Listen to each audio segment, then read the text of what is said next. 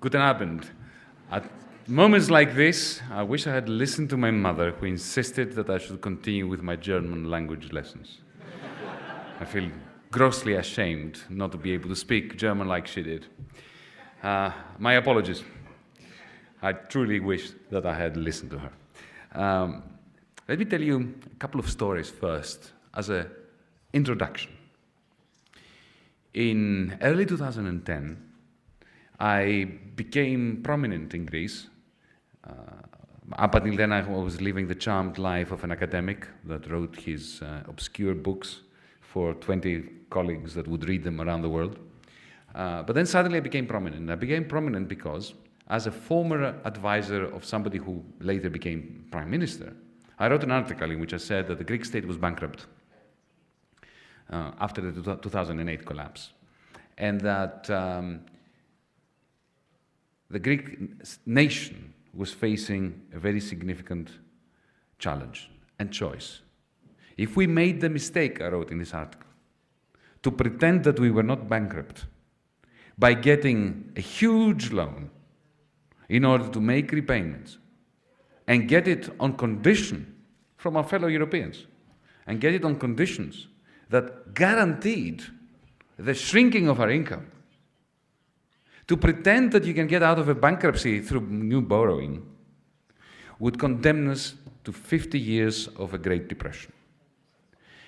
And I warned the Greek Prime Minister at the time, who used to be a friend of mine and somebody that I used to advise, George Papandreou at the time, that he should not accept such a loan, that we should accept and embrace the bankruptcy, that we should renegotiate our debt, because remember, back then, the Greek state owed the German people zero. Exactly zero. To the Slovak people, zero. We had no debt to states. We had debt to banks. Now, if I were to lend you €1 million without paying attention to your finances, and then you couldn't pay me back, I respectfully submit to you that half of the responsibility is mine and half of the responsibility is yours. For every responsible debtor, there is an irresponsible lender. And the notion that all debts will always be paid is catastrophic for capitalism. Think about it. If all debts were always to be repaid, then why would any banker be careful as to who he or she lends to? They would just lend to everyone. They would expect to be, bailouts to come. And that is think about it.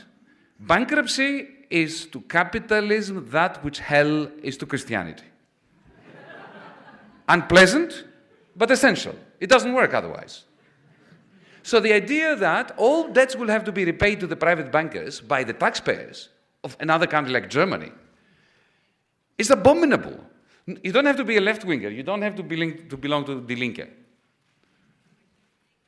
A banker knows that. No banker expects to get all their money back.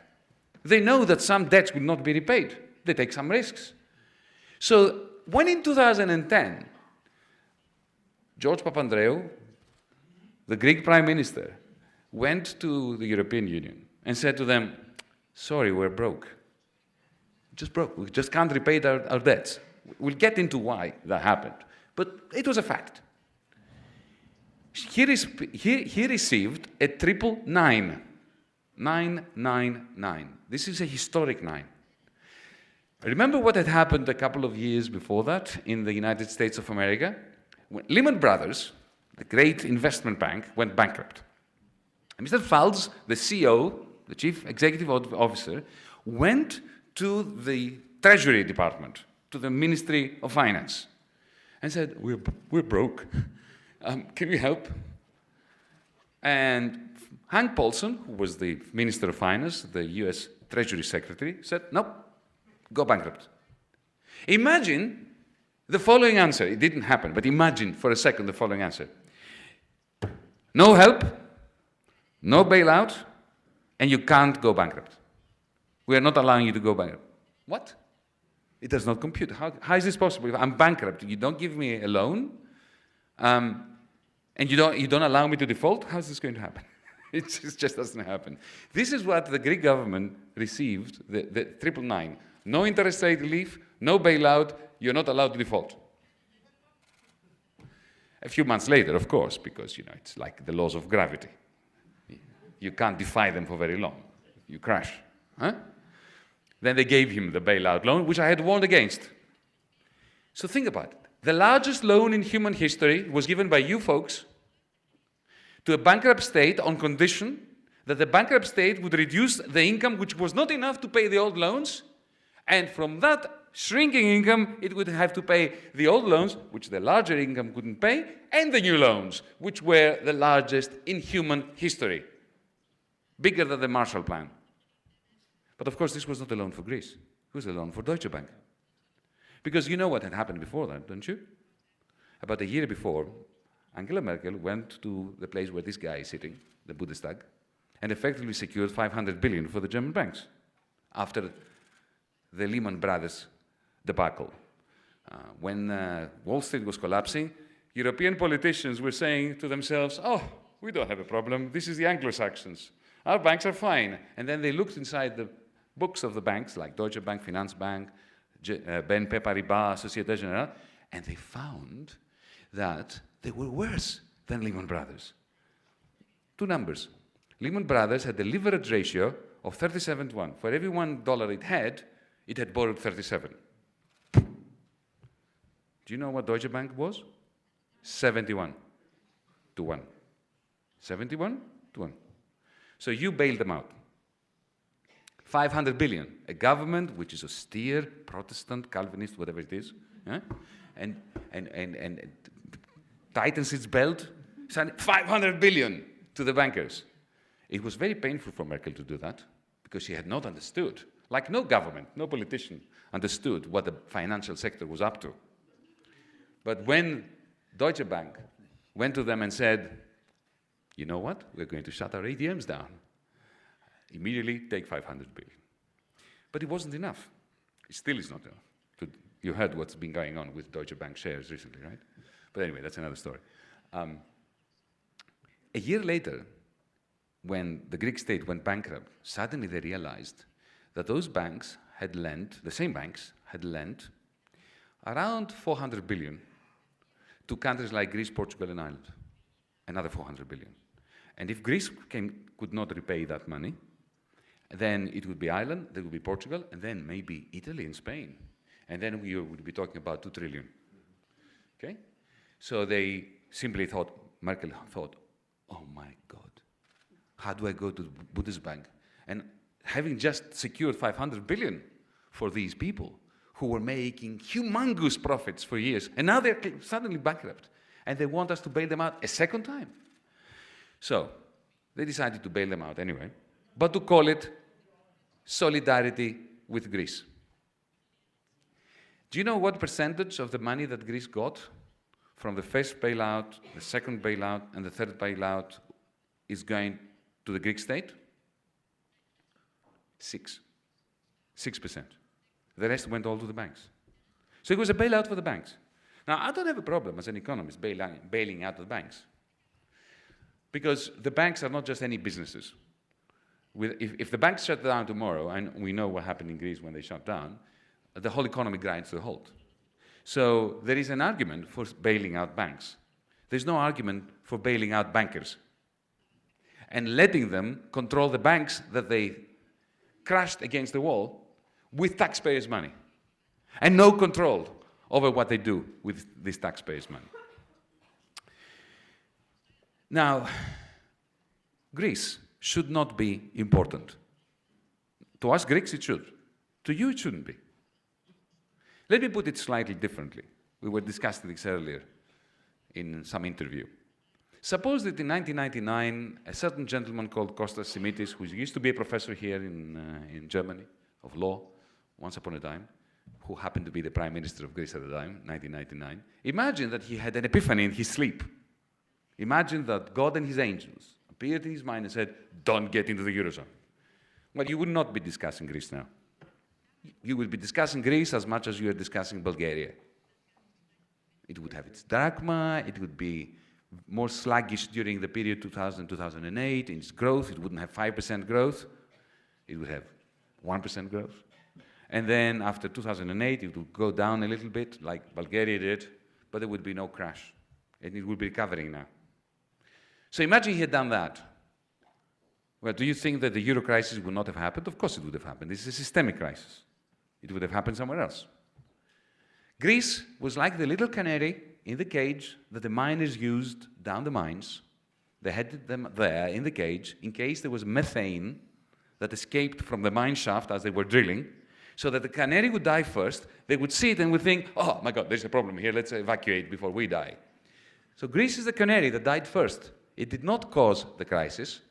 It is not capable of causing the crisis. It's 2% of the EU economy, of the Eurozone economy. Let me put it slightly different again. Imagine that the great state of Delaware in America, it's tiny. Have you heard of the state of Delaware? Tiny little insignificant thing. Nice place, but insignificant. If the state of Delaware had an economic crisis, which was in the news for 10 years, and all America was saying that the United States of America, the dollar zone, is being blackmailed by Delaware. Delaware is about to destroy the dollar zone. Respectfully, again, let me tell you that if that were the case, this would be a problem for the United States, not for Delaware. It would indicate that there's something wrong with the architecture of the United States of America. If Delaware, a pipsqueak little Delaware, could bring down the whole of America, there would be something wrong with America. Okay? This insistence on talking about Greece, the failures of the Greek state. Now, nobody needs to lecture me on the failures of the Greek state. I'm a Greek. I suffer the Greek state since birth. I even had to serve it for a few months as a finance minister. By the way, there's nothing better for a recovering finance minister than to be in a university environment again. So thank you for this invitation. Like a recovering alcoholic, you know.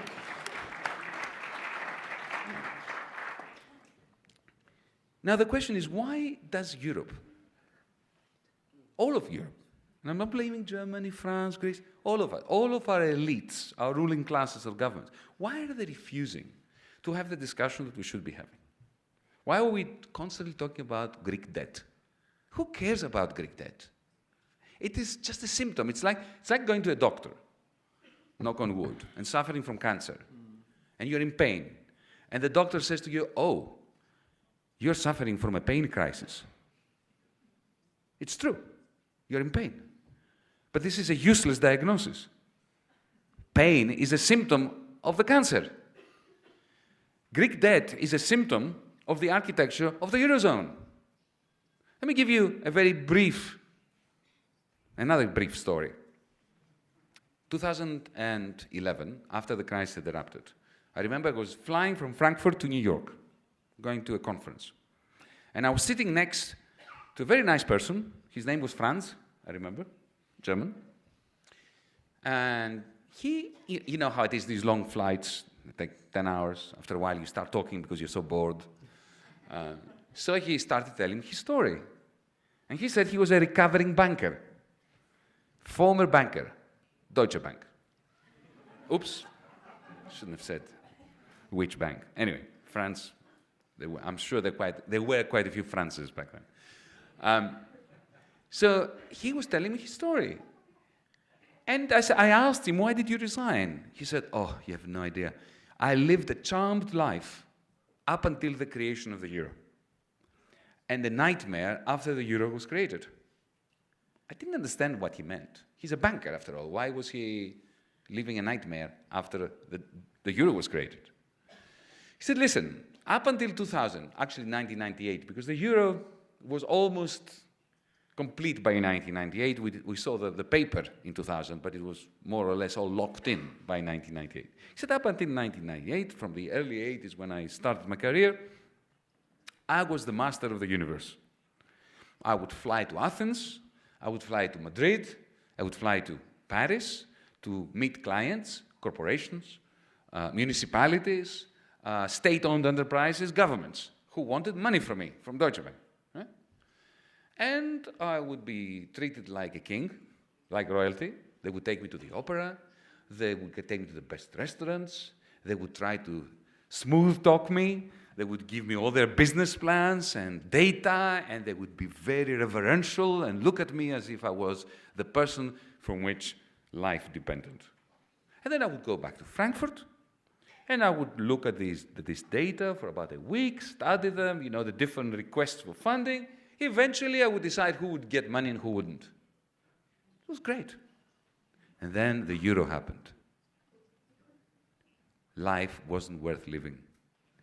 Suddenly, headquarters was giving me quotas. You have to lend 2 billion this week. Suddenly, I was running around like a headless chicken. I was going from one capital to the other, begging them to take our money.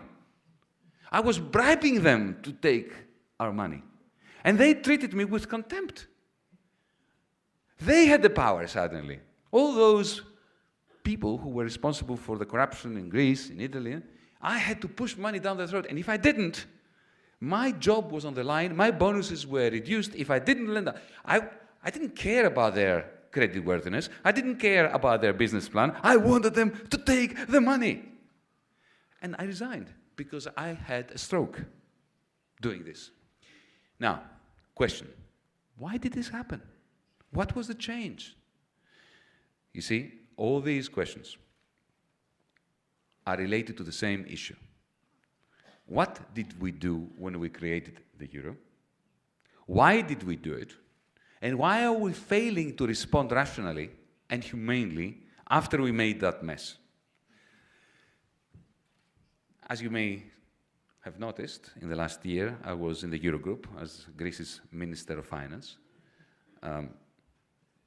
I can assure you, whether you agree with me or not, whether you like me or not, whether you like the fact I don't wear a tie or not, all this lifestyle rubbish, whether it's okay that I ride a Japanese motorcycle, not a BMW.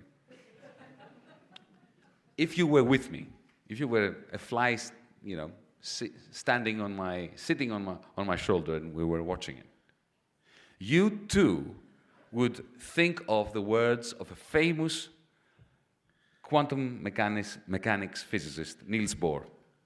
Niels Bohr, in his autobiography, wrote a story. There were many little stories. It's a beautiful book. Read it. He recounts a day when another fellow physicist, great physicist, came to visit him in Norway in his summer house. And his friend, the other physicist, walks in and sees above the gate a horseshoe pinned on the wall. And turns to Niels Bohr and said, Niels, I never expected you to believe in this superstition. What? Is this fending off evil spirits or what? And Niels Bohr said, oh, of course I don't believe in it, but my housekeeper tells me that it works even if you don't believe in it. This is the finance ministers of the Eurozone. They know that the policies they're imposing on Greece, on Germany, on France, do not work. But they still hope that they will believe, that they will work, even if they don't believe in it. Another little story. We can go into the analysis further with the discussions, but I don't want to give a fully academic lecture now. You don't deserve this. First meeting with top-notch person in the International Monetary Fund. I won't mention names. The first thing she said to me, oops, you didn't get that. Come on, wake up. The first thing she said to me, IMF, International Monetary Fund, come on, Dieter, tell them, was, Yanis, after I explained that we were elected to go to them with an open mind and ask them for a genuine renegotiation of a program that failed most spectacularly. No economic adjustment program has failed as much as the Greek one had. 30% of national income in euros, in nominal terms, was lost. 30%. That is worse than the Great Depression. Unemployment went up from 8 to 28%. Youth unemployment climbed from 31 to 67%. Now, how much more can you fail than that? How much more can you fail than that? And so I was saying to them, can we sit down with an open mind and renegotiate this program? It's failed. And she said to me, Yanis, I know this program cannot work. Can I say this once more? Yanis, I know this program cannot work. Not that it will not work, cannot work. But we are committed to it. And your credibility depends on accepting it. I said, what? The head of the International Monetary Fund, which is a technical organization, tells me that my debt is unsustainable, but I have to borrow more money. Now that's a criminal act. No bankrupt entity should have the right to borrow more money and has the right not to be forced to borrow more money. Do you know why I'm not the finance minister of Greece today?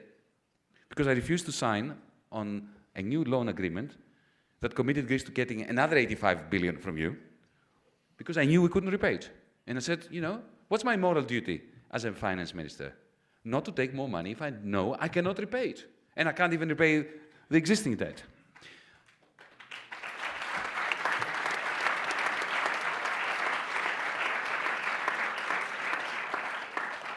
Now, friends, let me assure you, if I was willing to do as the lady said to me, to accept a program which she said cannot work, do you know how it would be portrayed in the media, in Süddeutsche Zeitung, in ZDF, how it would be portrayed as a reformed leftist who learned how to be responsible and who accepted the onus of reforming Greece.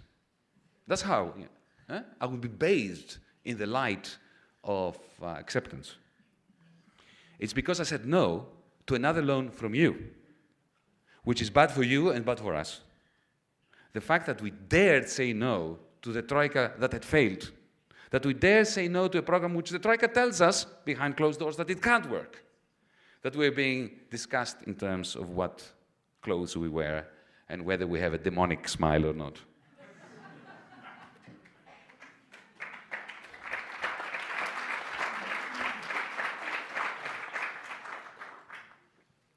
Now, if I were you, I would be thinking to myself, assume this person is right. We still don't understand why this is happening.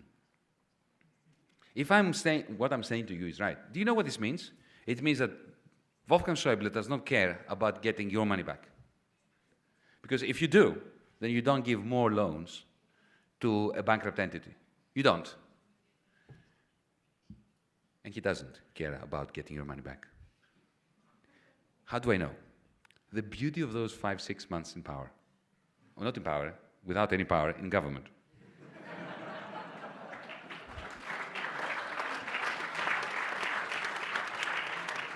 The beauty of that was that for the first time in my life, I'm an academic theorist.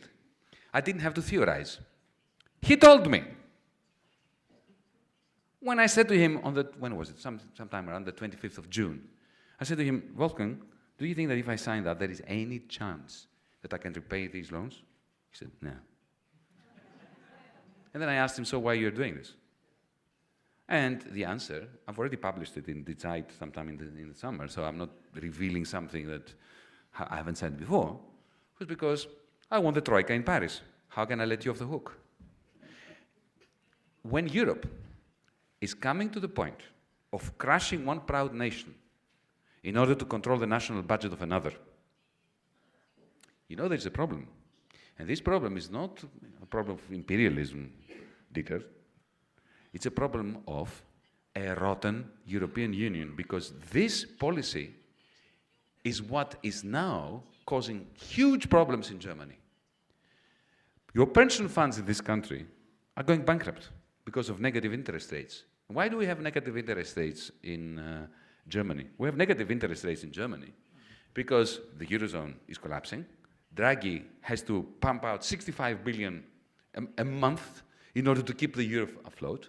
He's forced by the charter of the central bank, which was written by the Bundesbank 20 years ago, to buy more bunds than he buys Spanish debt. That pushes down the interest rates of bunds below zero, and the pension funds in this country are suffering.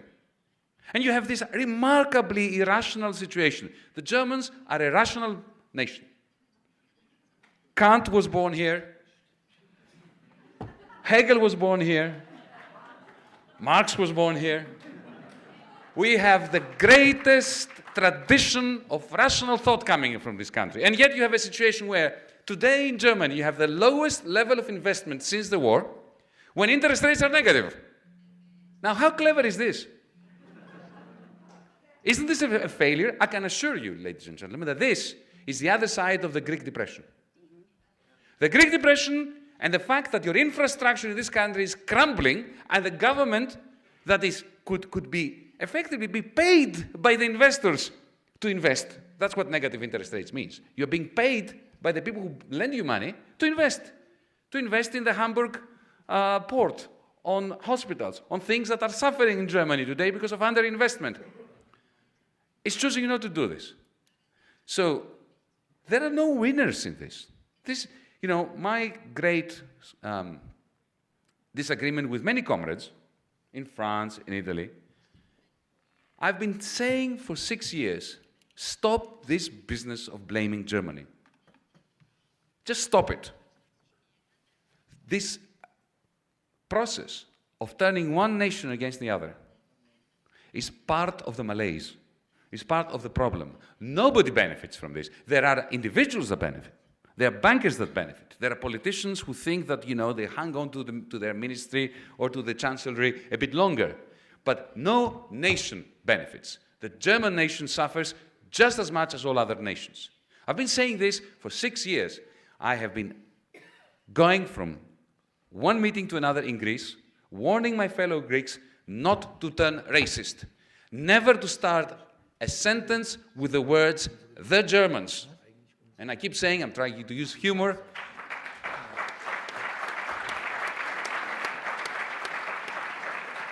I say, there is no such thing as the Germans.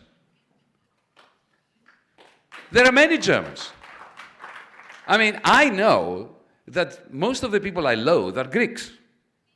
As Marx used to say, we're not all brothers. I hate a lot of people. Remember his argument against starting the Communist Manifesto with brothers unite? No, there are many people I don't want to be brothers with. I can assure you there are many Greeks I don't want to be brothers with. I can give you a long list. Okay? There is so much diversity within our nations that we have far more in common as Germans and Greeks than we have with other Greeks, with other Germans.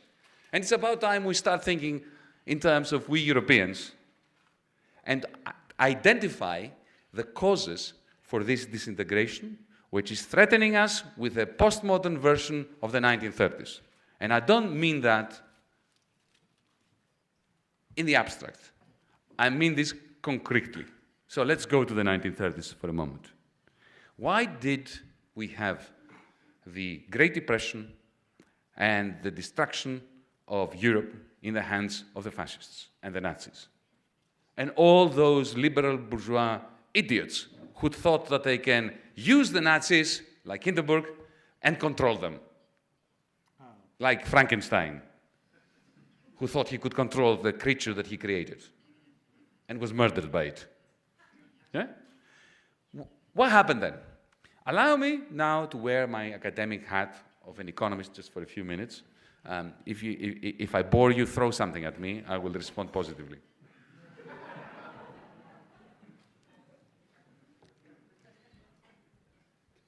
When you bind together different economies by means of a common currency, whether it's the euro or the gold standard or a peg, you just bind together, you create a fixed exchange rate regime between different economies.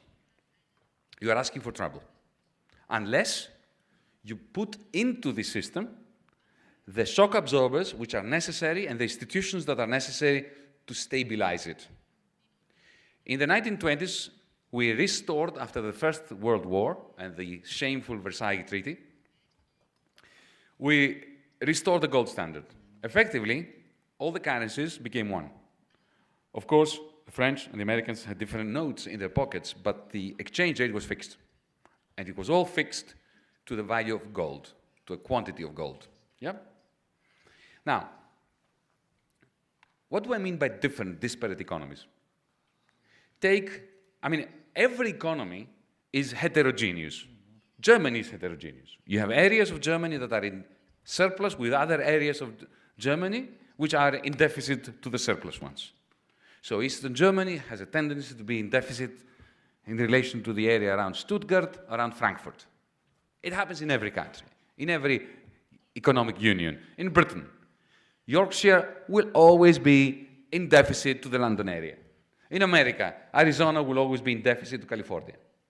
But when you bind together these asymmetric areas, you've got to take into consideration that the reason why some parts are in surplus and some parts are in deficit has to do with different degrees of oligopoly. So, if you have a country like Germany, which has a very strong industrial sector with very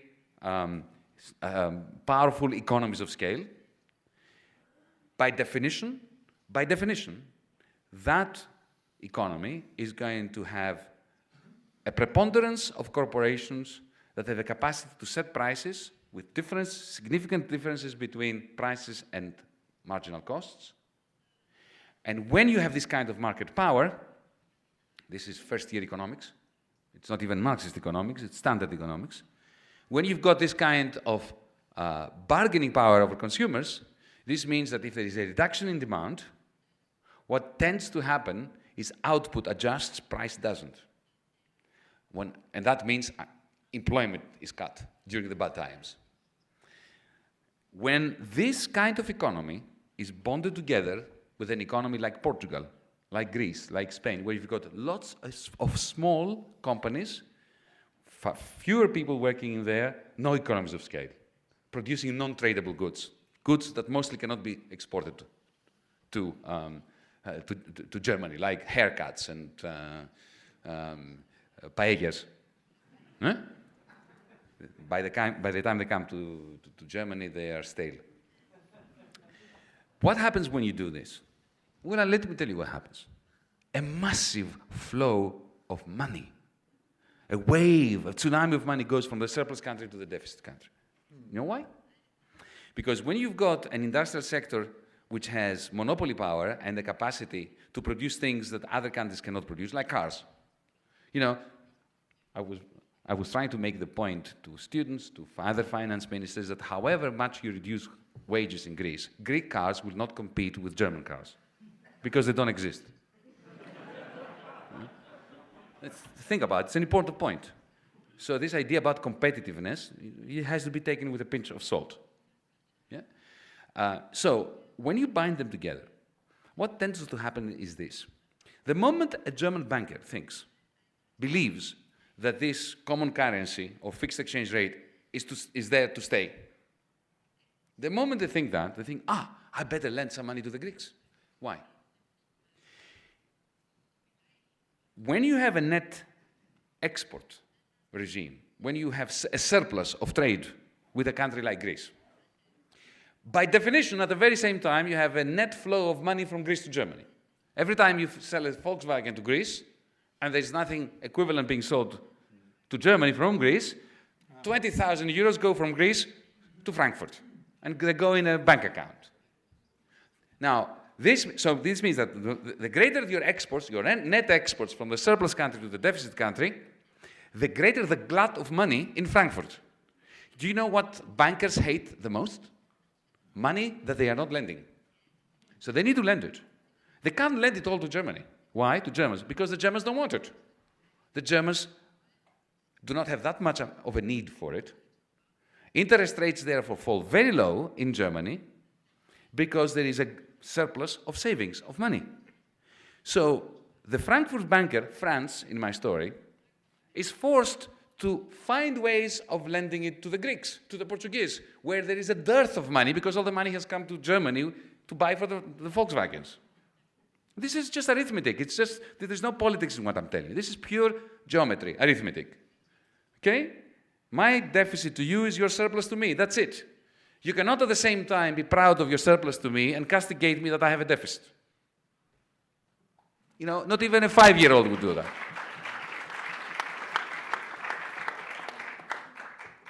So, before the euro, Finanzbank and Deutsche Bank were worried about giving too much money to the Greeks or to the Portuguese because they feared that the escudo, the drachma, would devalue, and then those people that got money, Deutschmark, would not be able to repay them in Deutschmark. But the moment they are told, oh, they have the Deutschmark, it's called the euro, then they think, okay, fine. Then they go to Greece and they say, okay, look at these people, they don't have debt at a personal level. You know, do you know what the greatest asset Greece brought into the European Union, what it was? We had no debt. It now sounds very strange, doesn't it? But this was the greatest asset. As a population, we had zero private debt. When I was growing up, the idea that you would have a debt from the bank was abhorrent. My mother and father never had a credit card, never. They considered the credit card to be an instrument of Mephistopheles. They never had a mortgage. They worked for 20 years, they put money aside, and they bought a house. And maybe they borrowed some money from their brother or from their sister. That's it. No financialization whatsoever. So Deutsche Bank goes to Greece and says, look at all these houses. They have no mortgage on them. Let's lend them money and use them as collateral. This is what the periphery brought to the party, to the Eurozone party. Collateral in the form of means by which to take the glut from the Frankfurt banks and give it to the periphery. And then what happens is this. This tsunami of capital comes in,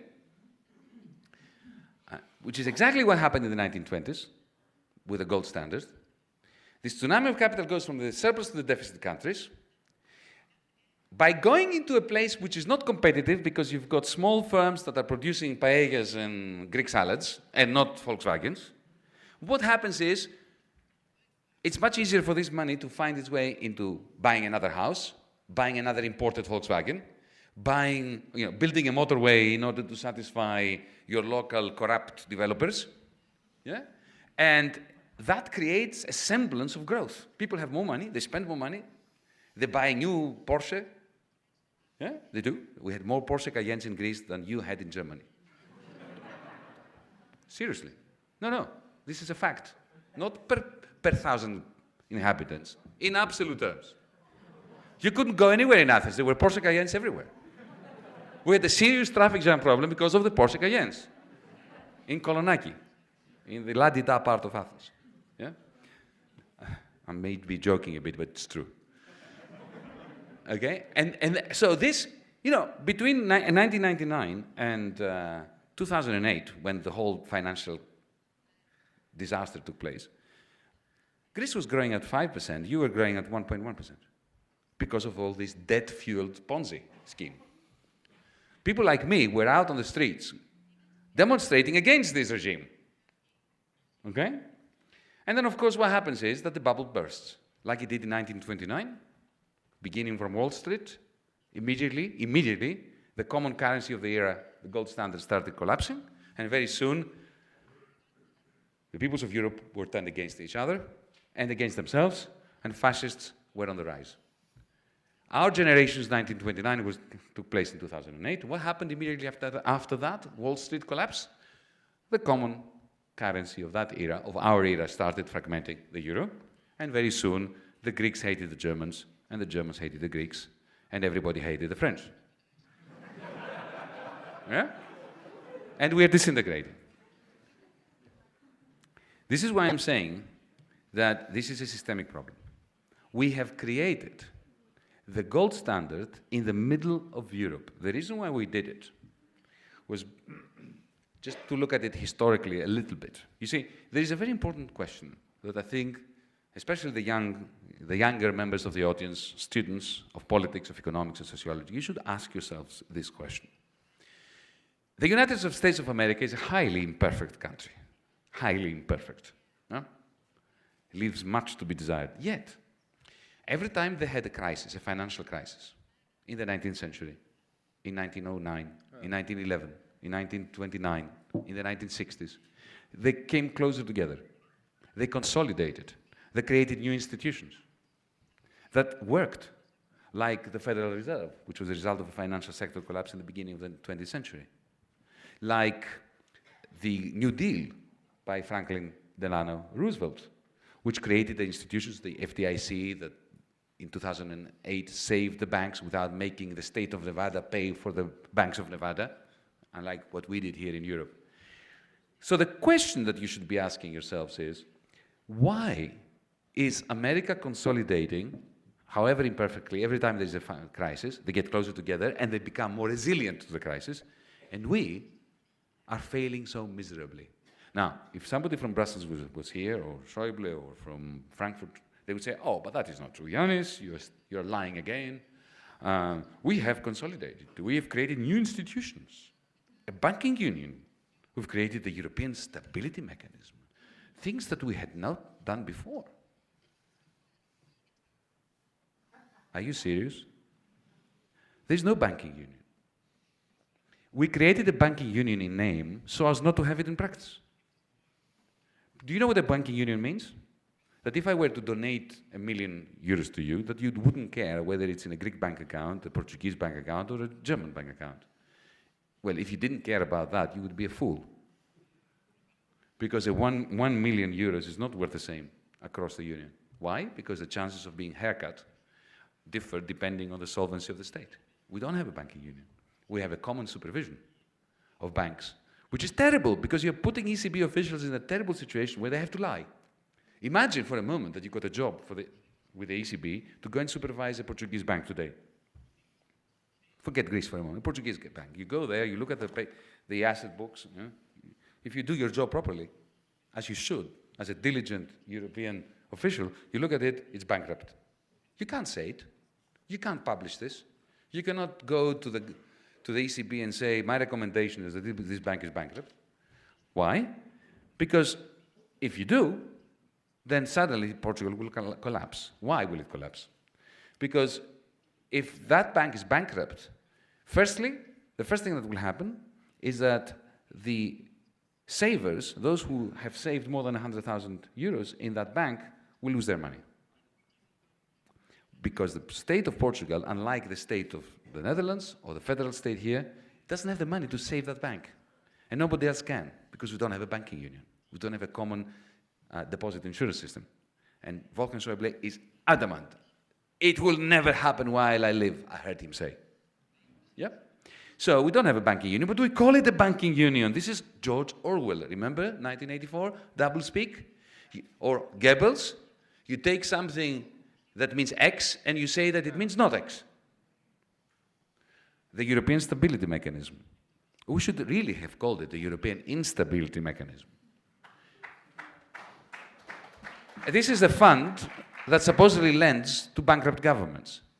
Well, the moment a government takes money from that fund, it has to accept to submit itself to the Troika, to lose all sovereignty, like we've lost sovereignty.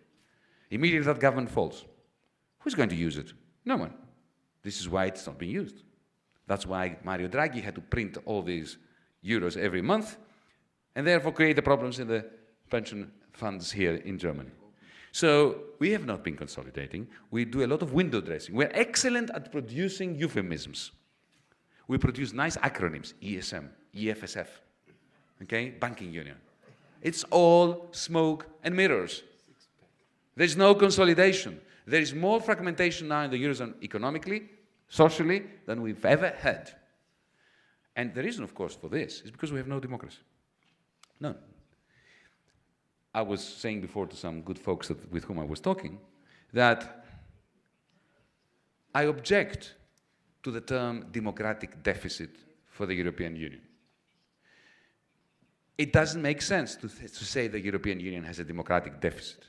It's like being on the moon, taking your helmet off and thinking, oh, there is an oxygen deficit. There is no oxygen deficit. There is no oxygen.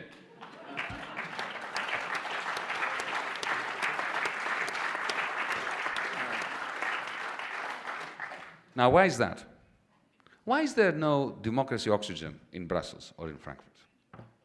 Why are we moving in the opposite direction? Instead of consolidating and creating common institutions like the Americans did, why are we moving in the other direction? Allow me to put forward a proposition to you and then close so that we can begin the conversation, which will be more interesting than what I'm saying now. Think about the the federal state, the federal republic. Think of the federal government in the United States, the government of Britain. These are states that evolved as a result of class conflict. Let's talk about Britain, which is a bit further away so that we don't get too emotional about our own countries, Germany, Greece, and so on. In Britain, everything began with the Magna Carta. What was the Magna Carta? It was an arrangement, a charter for masters. The barons were sick and tired of the king looting their loot and taking their slaves. So they had an agreement with the king that he would let them do whatever they want. And they would give him some tribute, and they would support him in his wars, but there would be a charter for masters, a charter for... And then you bring in the traders, the merchants, with commodification. They started wanting political recognition. So you had the palace, you had the landed gentry, the barons, then you had the merchants, the capitalists, the commercial people. Then you had the proletariat, which came into being in the 18th century. They had their trades unions. So the state in Britain and the constitution of Britain emerged as a result of an evolutionary process through class conflict. And that's how liberal democracy was born. Because in the end, the best way of balancing out and equilibrating this conflictual and conflicted society was through representative democracy. That's not how the European Union was created. The European Union began life, let me remind you, as the European Community of Coal and Steel. It started like OPEC, like a cartel. The idea was to fix prices of major industrial commodities so there would be no competition between French, Dutch, German, Northern Italian conglomerates. And to do this, they needed two things. They needed a common administration, like OPEC has an administration, to administer the fixing of prices. They called it the European Commission, and they put it in Brussels. And the deal was, remember, General de Gaulle, President de Gaulle of France, Germany is the horse that draws the carriage, and we, the French, are the drivers. So that was a bit of the accommodation, yeah? A terrible accommodation for Germany and for France, because France still has this view that it is driving the carriage. It's not. It's pathetic. And let me put to you my very simple hypothesis to you, my simple explanation. A cartel administration does not evolve into a democracy. It hates democracy. It uses democracy as a fig leaf in order to legitimize itself. But there is a deep contempt for you in Brussels. The idea, you see, Süddeutsche Zeitung was right, in a sense. No, less. I've got it here. Oops. No, I don't. Yes, I do. The Brussels, Süddeutsche Zeitung, when they said, they attacked my argument that we should put demos back into democracy. This is the Brussels line. When we announced on the 27th of June in the Eurogroup, I announced that we were going to put the ultimatum that was given to me, the ultimatum by the Troika, to the Greek people to decide whether they wanted or not. I was admonished by almost every minister in there. Do you know what their argument was? How dare you ask common people for their views on such complicated matters? I said, it's called democracy. Democracy is a system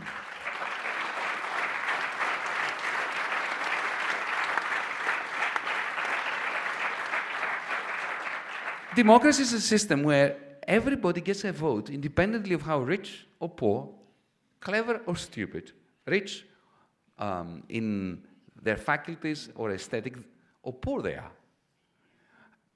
So you see, it was clear, I mean, they were admitting it fully, that I must be an idiot to believe in the rhetoric. We use this rhetoric to keep the masses quiet.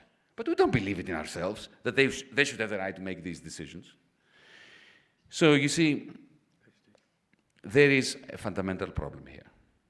We have a Europe where national governments have no power. You may be in government, even in Berlin. You don't have much power. This is too large a beast the single market of Europe, to be even as Schäuble to control it. And we have a European Union that has no democracy, where decisions are being made there by people that you've never heard of, that you never elected, and who are never accountable to you. This is why Europe still has 12% unemployment, whereas America doesn't. Because if America continued to have 12% unemployment after 2008, I can assure you the Congress would have gotten rid of every bureaucrat in the Federal Reserve, of the president, of the government, of everyone. We don't have this capacity. This is why we began this process a few days ago, in the heart of the most significant democracy in Europe, in Berlin, with one simple idea. If we cannot solve this by creating a party and asking for votes in our nation state, because then we get elected at best, and then we find ourselves in government but not in power. If we can't solve things on this basis, if the flimsy alliances between political parties at the level of the European Parliament, which is not, of course, a parliament, it's a joke, I'm sorry for this, but it is. It's a parliament that cannot legislate. What are we on about? Have we gone mad? We've created a parliament that cannot legislate. Only the European Union could do that. The rest of the world are laughing at us. Do you realize that? When we have a Eurogroup that makes all the decisions without even minutes being taken. So citizens will never, even through 300 years, be able to find out what Schäuble said on their behalf, or what I said on their behalf. But they will know what I said because I'm putting it out there. But that's, that's the reason why I'm being laughed at and demonized. Look, we have a lot to do. It's about time we stop thinking in terms of us and them, of Germans and Greeks, and that we get together and have the conversation about the systemic crisis that our rulers have refused to treat systematically. And let me just finish with a joke in order to lighten things up, because I'm afraid things are not good. Diem is all about providing a last chance to Europe to get together. Am I optimistic? No. I have no evidence that this is going to work. We're moving towards a postmodern 1930s. But I don't think that I have the right to leave it there, personally. I'm an activist optimist, a faithful, atheistic optimist. I choose optimism without any evidence. Hopefully, for enough of us will do that, then there will be the evidence that it was a good idea. But so as not to leave you with doom and gloom, let me just finish with a joke. It's an instructive joke, even though it is historically not correct. Do you know why we created the Eurozone? It's because the French feared the Germans. The Greeks wanted to escape the Ottomans and the Turks. The Irish wanted to escape the British. The Portuguese didn't want to have much to do with Spain. The Spanish wanted to be French. The Italians wanted to be German. The Dutch had become German. The Belgians wanted to be both Dutch and French under the Deutschmark. And finally, the Germans feared the Germans. Well, let's hope that the Germans stop fearing the Germans, that fear is taken out of the equation, hope replaces it, as well as the determination that we should democratize Europe. Thank you.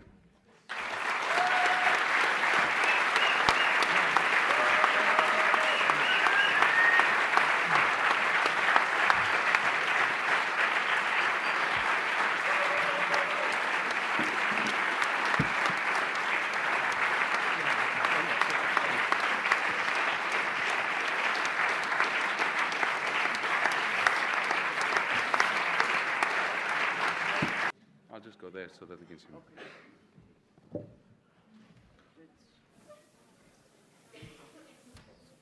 Thank you for these wonderful questions. First one, why didn't we opt for the exit option as Wolfgang Schäuble wanted us to? Well, let me answer in two ways. First, I will be wearing my Greek hat, and secondly, I will be wearing my European hat. To begin with, exiting a fixed exchange rate regime is painful but easy. So when Argentina exited its peg with the US dollar, before that exit there was 1 peso, 1 US dollar. So it's effectively the same currency. But but people in their pockets had the peso. So the peso existed. It was just a matter of a decision, brave decision, but a simple decision, just to cut the peg, to say as of tomorrow morning. Make the decision on Friday. As of Monday, it will no longer be 1 peso to $1. It can be 3 pesos to $1, or 2, or 6. So suddenly you have a devaluation. And you exit a toxic fixed exchange rate regime. This is what Britain did in 1992, and Italy with exchange rate mechanisms here in Europe before we created the euro. But you know what? Now, Greece does not have a currency to devalue. It has the euro. Let me be succinct in my answer. It takes 12 months to create a currency. From the moment you decide to make it, to create it, to the moment when the ATMs are producing it, it takes a year.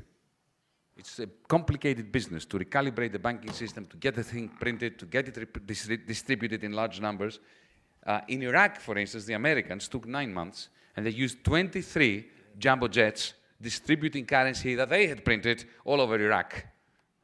We didn't have this capacity, but even if we did, it would be 9 months. Do you know what this means? It means the moment you say, okay, let's print drachmas, it's like you are announcing that the devaluation will happen, and you are announcing it 12 months before it happens. If you announce a devaluation before it happens, 12 months before it happens, you collapse. Because everybody sells everything they have in order to liquidate their assets and take it to Frankfurt before it devalues. So, it's not a simple operation. Yeah? Even if I am somebody who was arguing in the 1990s against getting into the euro. But I wasn't one of those who was arguing that we should get out. I often refer to the Hotel California song. You can check out any time you like, but you can never leave.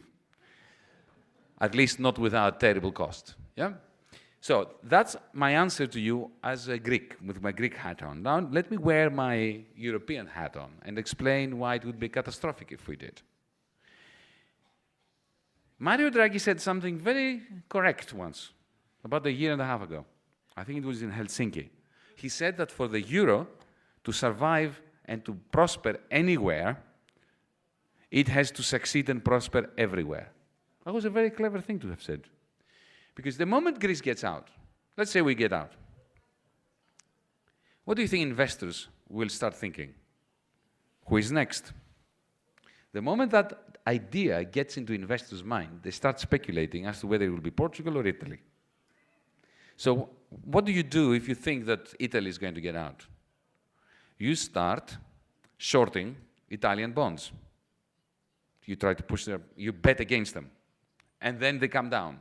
And then Italy goes bankrupt. It wouldn't necessarily happen immediately. But once that seed of deconstruction gets into the mind of investors, the Eurozone is over. You may very well say, like my friend and comrade Oscar Lafontaine says, that maybe this is something we should do. I disagree with Oscar. We should not have created the euro. But going back, think of what will happen when we go back to the Deutschmark, for instance. Firstly, Germany will not be the only one with a new Deutschmark. You're going to have a large monetary union of surplus countries east of the Rhine and north of the Alps, including the Netherlands, Poland, maybe, certainly Slovakia, the Czech Republic, the Baltics. This is going to become the new strong Deutschmark zone, whereas the rest of Latin Europe is going to have currencies that depreciate vastly. That's the whole point of breaking up. So you will have a combination of high inflation and high unemployment in France, in Italy, in Spain, in Greece, in Portugal, and serious deflation, the opposite of inflation, lower prices, falling prices, with higher unemployment in Germany. Do we really want to turn the people who have many jobs in this country and who are working poor into unemployed poor? Do we really want this development for Europe? Who's going to benefit from that? Will it be Die Linke? Or it will be the fascists? I submit to you it will be the latter. On the second question, you asked me about, by the way, I'm very pleased to know that you've got more than 100,000 euros in your account. No, you didn't say that. I'm joking. You heard that, you see, you didn't read the small print before. It was always in the small print that the government guarantees up to 100,000 euros and nothing more. So if a bank goes down and it's not saved by the state, then tough luck if you have 1 million you only get 100,000 back. But the long and the short answer is, don't worry about it if you're German and you have your money in a German bank account. And the reason is that Dr. Schäuble will certainly save the German banks. He will crush all of you, but he will save the banks.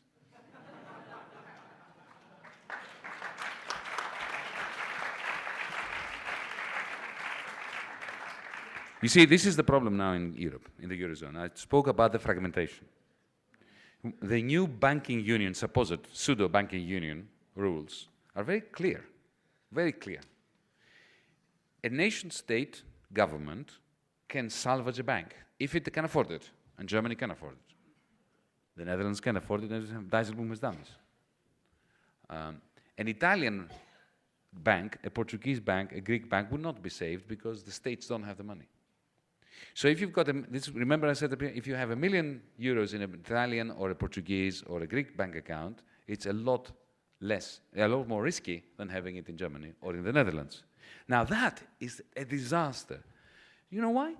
Because rich people in the peripheral countries have an incentive to bring all their money to Frankfurt. And why is this bad? It's bad for Germany. It's bad for Germany, it's bad for Greece, it's bad for the European Union. Because this transfer of capital from the periphery to Frankfurt depresses interest rates further in this country, so pensioners suffer. And it creates a dearth of investment in the periphery. So the periphery cannot invest in the growth which is necessary to keep buying Volkswagens from Germany. It's a catastrophe. That's why the banking union should be real. Third question. What do I think about political parties? Die Linke is wonderful and you should all vote for it. No, Maybe. I mean that. Maybe. Well, I would. If I lived in this country and had the right to vote, I would vote for Die Linke. There. I said it. Having said that, let's be now a bit self-critical. As leftists, Syriza, Die Linke, and so on, we need to be self-critical. We always talked about self-criticism on the left and never practiced it really. It was only when we were denounced that we had to, just before the Gulag, right? Now, well, we have done amazing crimes against ourselves. Think about it. Under Stalin, who was persecuted more than anyone? The communists. Weren't they? First he killed his mates. Anyway, let's move on, because I'm digressing here, I shouldn't be. Political parties, of the left in particular, have certain limitations. Die Linke, the Parti de Gauche in France, Podemos, especially after the defeat of Syriza last summer. We have certain limitations. We carry a great deal of the collective guilt of the collapse of the socialist countries in the 1990s. We have not managed to extricate ourselves from that. We are still apologetic about this. You observe capitalism collapsing and the left not managing to pick up.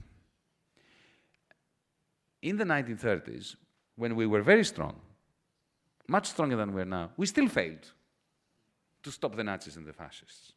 This is why we started DiEM, in an attempt to do that which we should have done in 1930, to create a broad coalition between liberal Democrats, Marxists, Greens, the movements against this disintegration of Europe.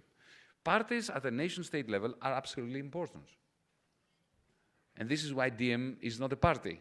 It is not in opposition to Die Linke. It is not in opposition to Syriza. It is not in opposition to any of the national parties. But it is more than that. It is a forum for people to enter independently of their political party affiliation to do that which we need to do, to build an alliance of democrats throughout the European Union, not to make the European Union the ideal society. We cannot do that. You know what my ambition would be? To stabilize European capitalism. Because this constant downward spiral is terrible for the left. It's terrible for working people everywhere. It is a complete gift to the ultranationals, nationalists, to the bigots, to the misanthropes, to the racists. Let's do that. Let's stabilize things first. And then we can start the class war again, the class conflict, and the left versus right thing. How much of my own money would I give to causes? Well, firstly, that's my business. No, I'm serious about this. I believe in privacy. Imagine if I were to give you a number now. How sad would that be? Secondly, we of the left always consider philanthropy to be the opposite of solidarity. The opposite of solidarity. I'm not saying that we shouldn't give, but think of Victorian England. Think of the capitalist classes and the ultra-rich in the United States who bathe themselves in the philanthropic light in order to massage their consciences for the exploitation which condemns millions of people to poverty and hopelessness.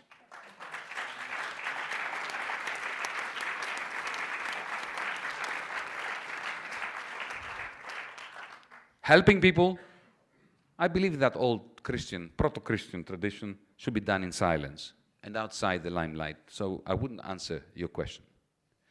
I remember a colleague of mine, well, I'm not going to tell you private stories. Let me move on to the next question.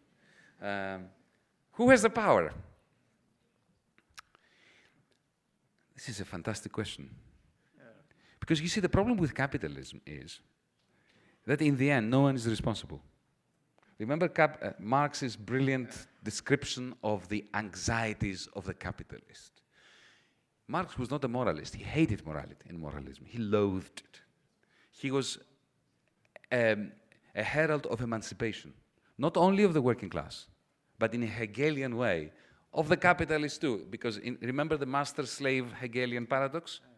That the master, craving the recognition from the slave, and knowing that he can never have it because the slave is obliged to recognize him, is never happy and free. Similarly, for Marx, the capitalist lives in fear of becoming a proletarian by going bankrupt. So he has this driving force in him to exploit the worker so that he doesn't become like the worker. And this is a tragedy, because in the end he gets alienated from his inner being. Yeah? So this is the terrible thing about capitalism. Nobody's at fault. Everybody's a victim of it. Again, like the Frankenstein story, Mary Shelley's Dr. Frankenstein. Dr. Frankenstein was a very good man. He wanted to defeat death. He didn't want to create destruction. He was experimenting using technology, creating technology that then turned against him. This is the epic drama in Marx's Das Kapital. Capitalists create technologies in order to stop themselves from becoming impoverished and proletarianized. And the result is that in the end, they end up serving the machinery instead of having the machinery serving them. Yeah? That's the Marxist tradition that we're covering. And if this university has stopped practicing it, shame on it.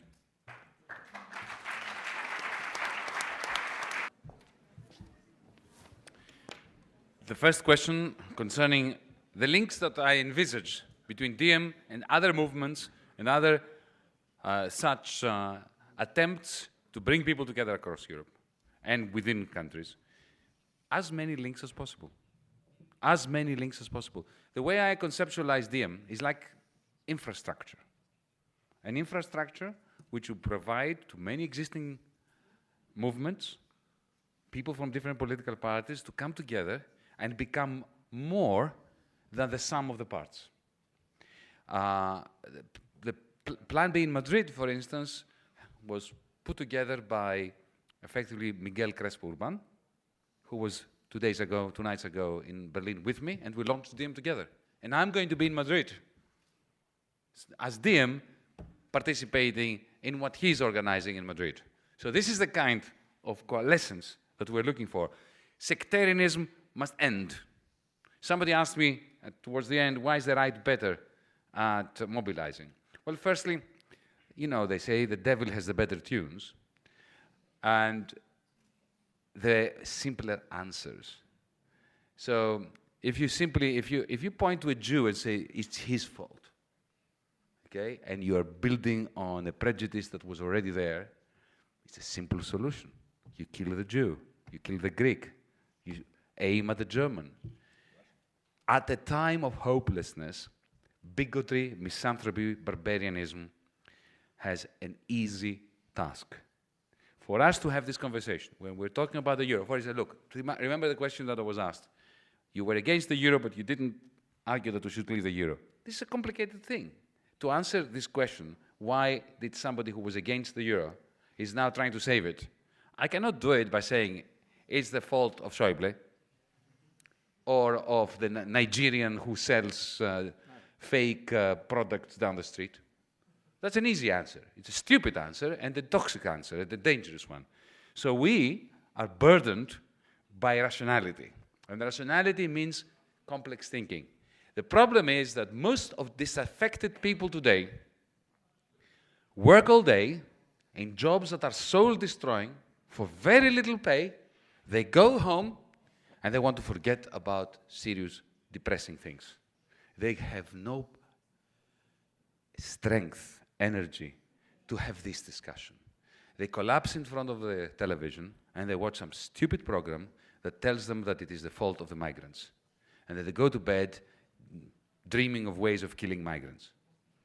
This is what happened in the 30s. So how do we bring together people that are capable of rational thinking and of humanism? Through democratization. Because putting the demos back into democracy is a crying call that people can understand. Because people want representation.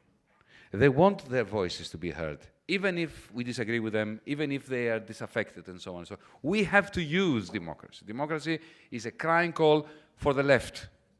Not only for the left, but for the left. Remember how Aristotle defined democracy?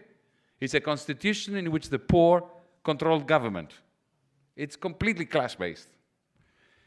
Finally, two more questions. One about Schäuble's U-turn on the Marshall Plan. I didn't notice that. When did he do that U-turn? It never happened.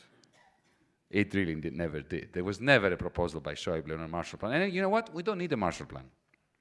It's a bad idea. The Marshall Plan was a good idea. But now to have a Marshall Plan is a bad idea. Remember what the Marshall Plan was? The Americans, who were extremely worried about a new recession in America, there was no philanthropy there, by the way, the Marshall Plan. There was an element of geopolitics with the Soviet Union, but it wasn't just that. That was the Pentagon and the State Department. The Treasury's plan for the Marshall Plan had to do with self-interest in the United States. The United States government was profoundly worried that demand for all the gleaming washing machines and cars that were coming out of the factories that were until recently producing aircraft carriers and tanks and bullets, that all this, the American industry, because of the Second World War, had an amazing productive capacity, but the demand was not there for all the appliances that they could produce. So they knew that unless they found ways of selling them to Europeans, they would be in trouble. The problem was Europeans that had no money. So they gave them some. It's called vendor financing. It's like when you go to Volkswagen, you say, I don't have any money. They say, okay, we'll give you a loan and we'll give you the car. Except that the Americans were cleverer. They knew that we couldn't, Europeans, we were completely destroyed. We couldn't repay any loan. So they said, okay, we'll just give you the money and buy our stuff. This was what the Marshall Plan was. We don't need that.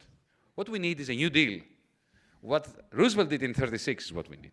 What did he do? He knew there was a lot of idle cash, and it was a question of taking it, not voluntarily from the investors, by selling them US Treasury bills and investing it in productive capacity, in roads, in hospitals, in schools. Today, we should invest it in green energy and green technologies and sustainable development, not more roads and more Volkswagens. Yeah? But so that's what we need. We need a Green New Deal for Europe. And not for Southern Europe, for all of Europe.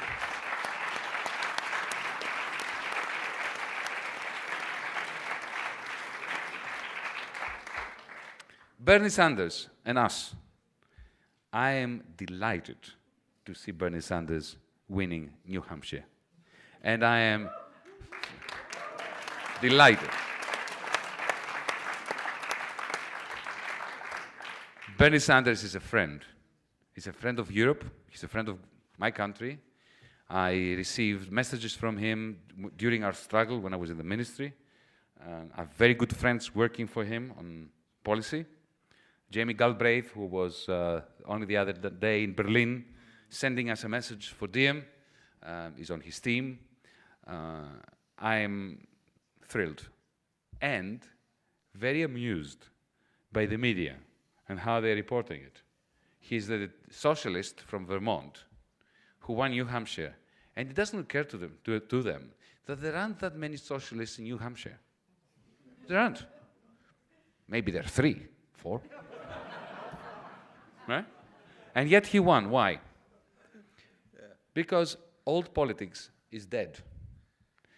People of all sorts of backgrounds, both political and socioeconomic, have had a gutful of the financialized political circle, where first you get the endorsement of some great bank or conglomerate, and then you produce a homogenized narrative which you try out in focus groups, and then everybody sounds the same, and you only differentiate in terms of what kind of hair color you have, or whether you look like Bush or Trump or whatever.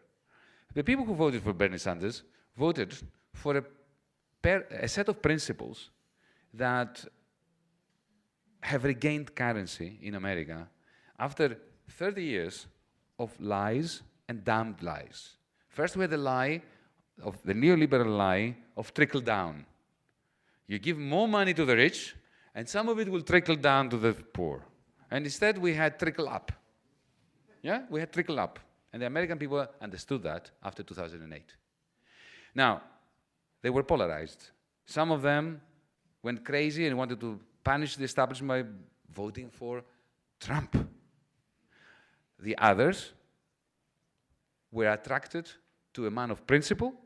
They may not agree with his socialism, but they said, okay, your idea of universal health care, the idea that we write off the debt of our young people who've been to college and exit college owing $1 million, this is something we can go for. Someone who has not received a penny from the bankers, and somebody who is not suave. He has many qualities, but he's not media-friendly. He doesn't have the JFK appeal, but he's a genuine man who's been saying the same thing for 30 years. And what he's been saying is particularly humanist, and it harks back, if you want, to the New Deal of Franklin Roosevelt.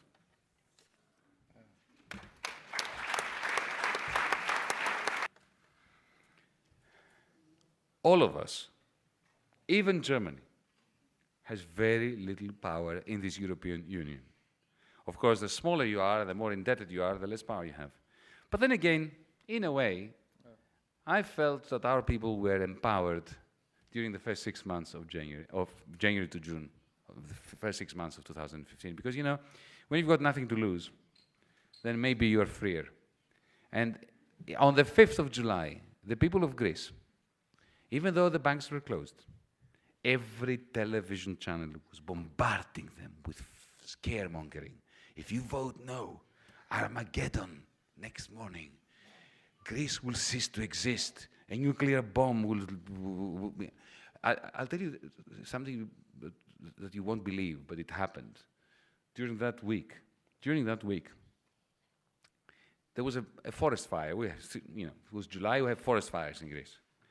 And I never watched television throughout this period. I still don't do it in Greece because there's no sense in doing it. It's very depressing. But at some point, I was buying a ticket to go somewhere, and there was a television screen. And I saw a live coverage of the forest fire with my face on it, just juxtaposed, and underneath, these people will destroy Greece. Vote yes. And this was a news bulletin. It wasn't an advertisement. Yeah? And yet, the 62% voted no. So we can have the power if we convince people to take it.